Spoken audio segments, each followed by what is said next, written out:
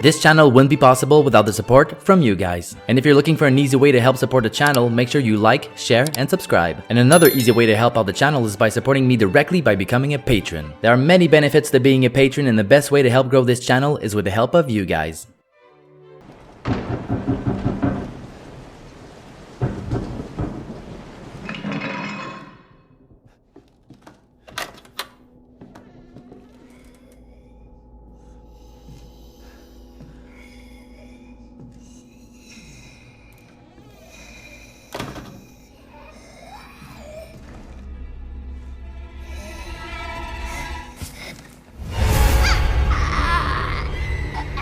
I'm a sucker for mono black commanders. I think they're powerful, fun, and look at this freaking art, dude. Tergrid, god of Fright. Ooh, so scary. She's a 5 mana 4/5 menace god. Whenever an opponent sacrifices a non-token permanent or discards a permanent card, you may put that card from a graveyard onto the battlefield under your control. Ooh, so frightening. But here's the thing, okay? You see Hagrid, you're like, I'm gonna play a lot of discard and sacrifice stuff, and there you go, easy peasy, Vorinclexis sleazy, the trick is played. You look up discard and sacrifice in the Gatherer, and your eyes light up and you're starting to get a boner because you're like, man, this is gonna be freaking bonkers.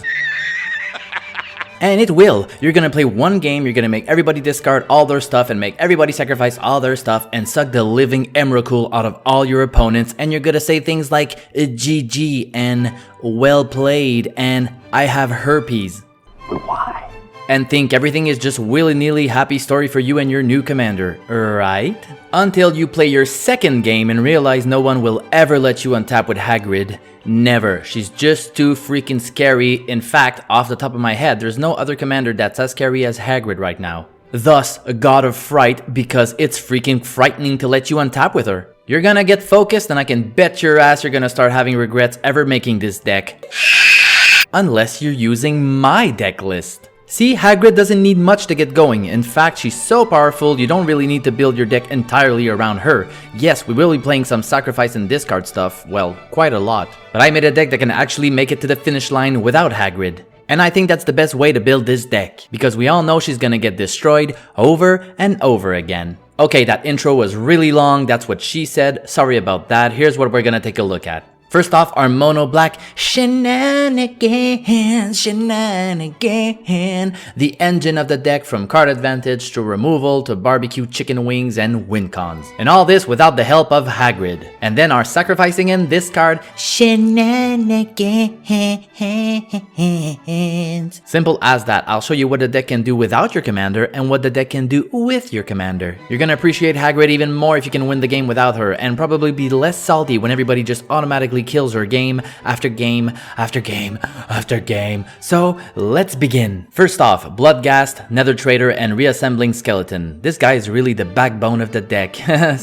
Bones, get it? I don't think that's true.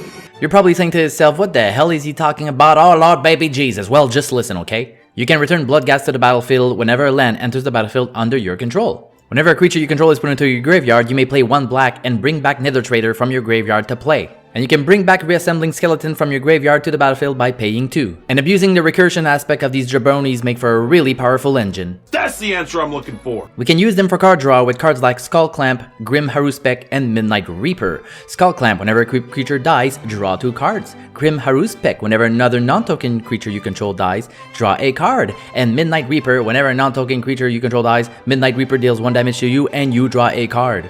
So equip Skull Clamp to one of your 3 jabronis with Grim Haruspec or Midnight Reaper out. That means you'll be drawing 3 cards a turn for 1 mana. Holy Lord. Then you can bring them back easy peasy avacyn squeezy. We're gonna be playing a lot of sacrifice spells, so sacrificing one of our 3 jabronis is slightly less heartbreaking since we can bring them back easy peasy lemon avacyn squeezy. But if they happen to stick around, we can sacrifice them to cards like Attrition. Play 1 black, sacrifice a creature, destroy target non-black creature. Or Mind Slash, it's a 3 mana enchantment, pay 1 black, sacrifice a creature. Look at target opponent's hand and choose a card from it. That player discards that card. This one's pretty good with Hagrid. You get to decide what your opponent discards and what you steal. Are you scared? And since we'll be sacrificing a lot, why not play Dictate of Erebos? Whenever a creature you control dies, each opponent sacrifices a creature. Might as well make everybody sacrifice creatures, let's not be greedy here. A good alternative to our 3 jabronis are Bitter Burden and Dreadhorde Invasion. At the beginning of your upkeep, you lose 1 life and create a 1/1 Black Fairy Rogue creature token with flying. Or at the beginning of your upkeep, you lose 1 life and amass 1.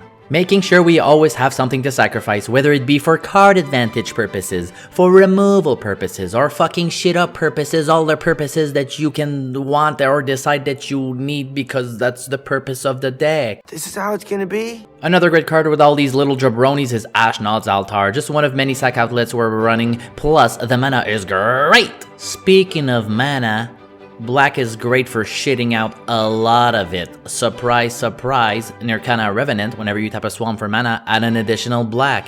Huh? Cryptghast, whenever you tap a swamp for mana, add an additional black to your mana pool. What? And Magus of the Coffers, pay 2 tap, add a black to your mana pool for each swamp you control. Hey, untapping with one of these is gonna give you a huge boost in mana, you'll be begging for your mama. Okay, whatever. And you can play mono black without playing Cyborg and Chamon Coffers. If you're not playing a lot of non-basic lands, then you probably don't need Urborg, but I tend to play a lot, so get the fuck out of here! Motherfucker! Now what to do with all this mana? Buy a boat? Buy a goat? Buy a coat? Huh? Win the game? Yeah, boy. Huh? Gay Merchant is amazing with Corpse Dance and a sack outlet? So you play Gay Merchant, comes into play, each of your opponent loses X life where X is your devotion to black, sacrifice him, then play Corpse Dance. Put the top creature card from your graveyard onto play. That creature is unaffected by Summoning Sickness this turn, nobody gives a fuck. Remove the creature from the game at end of turn, but you sacrifice him instead. And of course, Corpse Dance has buyback, so you can do that again as long as you have mana. So later in the game with just one of your mana doublers, you can repeat this process like 3 or 4 times in one turn. Who said John Travolta didn't like mono black? Huh. You believe his health might be at stake.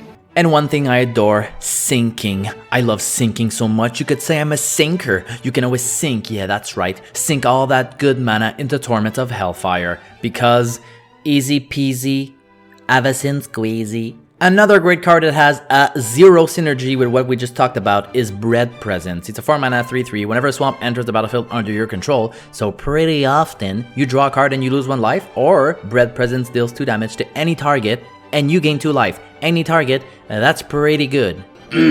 This guy's a stud in any mono black deck, you don't even need any synergy with him, he's just too good on his own. Now, back to Hagrid. Time to see what stupid stuff we can pull off with her. Boy, oh boy, I'm excited. Who'd like some appetizers? The thing we want to focus on is making each player sacrifice and discard. Let's not be selfish here. No, no, no, no. Ooh, no, no, no, no. We do have a couple of single target spells, but making each opponent sacrifice a creature with Hagrid out is going to give you 3 creatures instead of 1.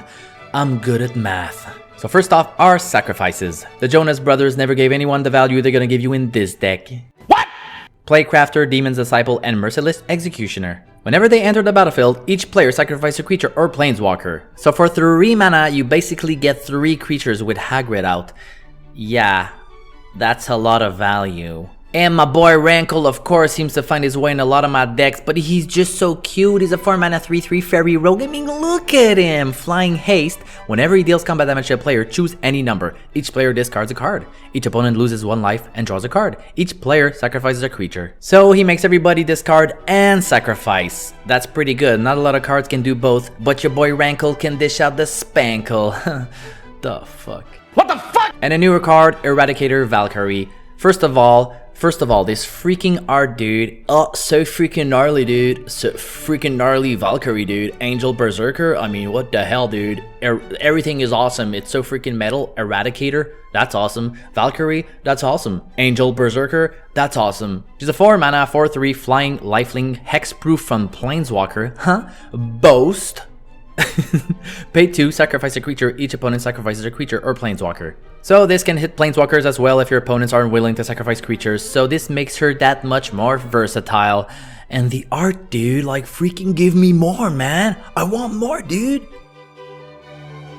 Innocent Blood. Each player sacrifices a creature. Barter in Blood. Each player sacrifices 2 creatures. Mire in Misery. Huh? Each opponent sacrifices a creature or enchantment.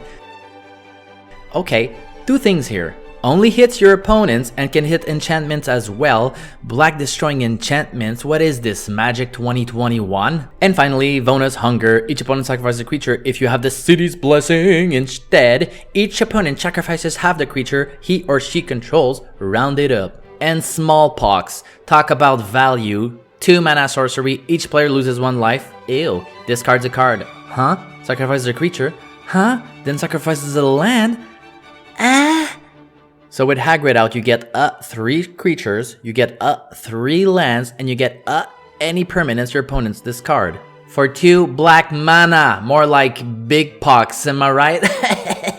Fucked up, man. Now remember, most of the time we'll be sacrificing any of our 3 jabronis, or tokens, or anything unirrelevant. So don't worry about losing your good stuff, we thought about everything. And by we, I mean me, yeah. Now for some discard. My girlfriend likes to siphon my mind. Each other player discards a card. You draw a card for each card discarded this way. Huh? That's a lot of cards. Delirium Schemes. Schemes or skeins? What's a skeen? Should have called it schemes. Each player discards 3 cards. For 3, that's pretty good. And Dark Deal. It's a 3 mana sorcery. Each player discards all cards in his or her hand, then draws that many cards. -1. That's not a really good deal. That's not a good deal. I mean, it's not a good deal. It's a dark deal, I guess. Too bad there's not a lot of wheels in mono black, because we would be playing them all. There's a couple of salty enchantments that are pretty neat as well. Necrogen Mist. It's a 3 mana enchantment. At the beginning of each player's upkeep, that player discards a card from his or her hand. Bottomless Pit. This one's really cool. During each player's upkeep, that player discards a card at random. Ooh, that's funky. And Oppression. 3 mana enchantment. Whenever a player plays a spell, that player discards a card from his or her hand. So yeah, extra funky, extra salties, and good luck making friends after this. Hey, never thought you would be playing Thoughtseize Commander, right? Seeing an opponent's hand and making them discard whatever you choose is pretty nuts with Hagrid. Oh, that is a nice consecrated sphinx, bro. It's mine now. Give it to me. Fuck this. Rotting Rats is another one that's really nice with Corpse Dance. It's a 2 mana 1/1 zombie rat.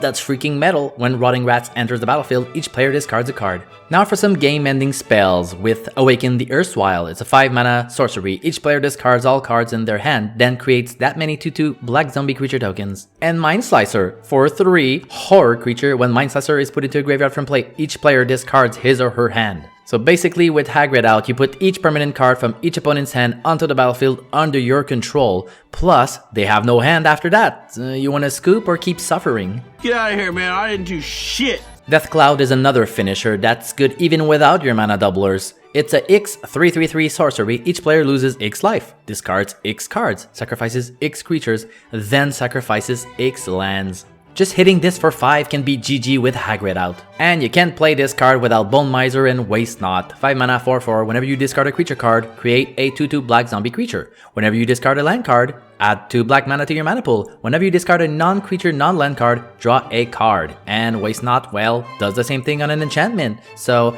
pretty gnarly. So I hope you enjoyed Hagrid, and I hope it's not too salty for you guys. And if you enjoyed, please like and subscribe. Have a good one.